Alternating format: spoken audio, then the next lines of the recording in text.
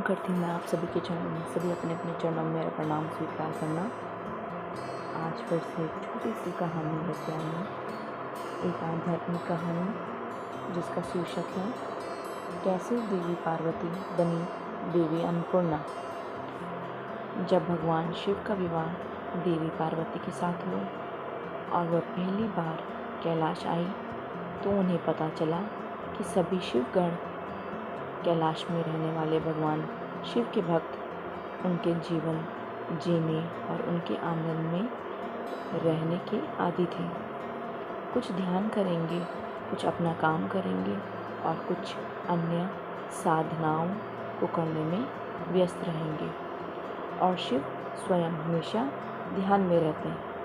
हर कोई योगी का जीवन जीता था। किसी ने भी संवारने, स्वच्छता और यहाँ तक कि भोजन की परवाह नहीं की। वे सभी कुंवारे जीवन जी रहे थे। देवी पार्वती ने यह सब देखा और काफ़ी हैरान हुई। इसे बदलने के लिए उन्होंने पहली बार रसोई स्थापित करने का निर्णय लिया।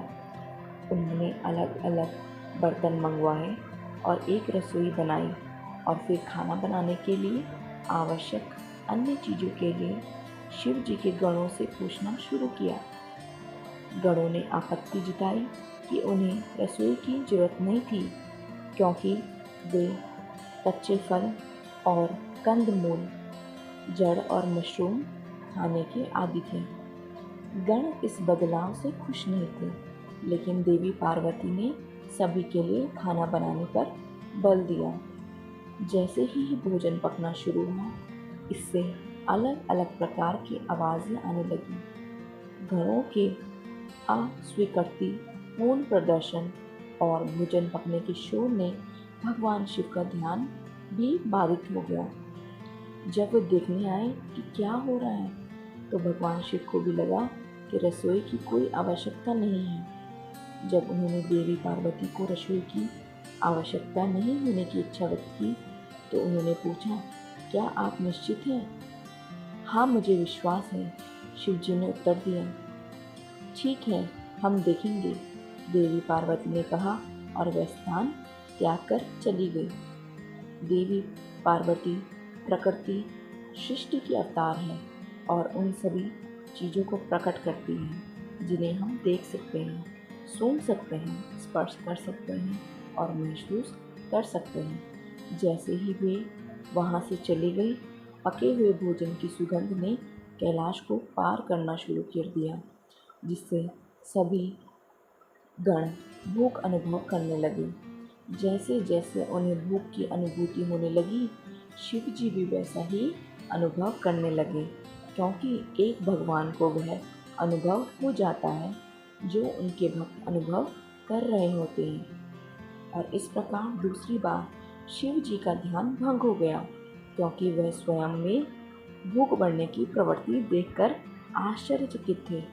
उन्होंने गणों के साथ जांच की और पाया कि सभी को भूख लग रही थी, लेकिन जब वे रसोई में गए तो उन्होंने देखा कि सभी पात्र भोजन खाली थे। भगवान शिव करुणा के अवतार हैं, जो कि उनके भक्त भूखे थे। वे देवी पार्वती की खोज में कैलाश से बाहर आ गए, क्योंकि यह केवल देवी ही थी जो उनकी भूख को शांत कर सकती थी। संपूर्ण सृष्टि की खोज करने के बाद भगवान ने काशी में देवी को पाया। विश्वनाथ का रूप लेते हुए वह देवी पार्वती के पास गए और अपने भक्तों के लिए भोजन मांगा। देवी भी दयालु थी और इस प्रकार उन्होंने देवी अन्नपूर्णा का रूप ले लिया। उस रूप को ग्रहण करने के बाद उसने भगवान शिव को सारा भोजन दिया, जिन्होंने इसे ब्रह्मांड के सभी गणों और अन्य प्राणियों में वितरित किया। इस कहानी को अन्नपूर्णा अष्टकम में दर्शाया गया है और इसमें से वह मंत्र आता है जो अक्सर भोजन ग्रहण करने से पहले सुनाया जाता है। अन्नपूर्णे सदापूर्णे शंकर प्राणवल्लभे ज्ञान वैराग्य सिद्धार्थ भिक्षाम देहि च पार्वती। अन्नपूर्णा देवी जो अनंत परिपूर्णता का अवतार है, जो शंकर को सबसे अधिक प्रिय है।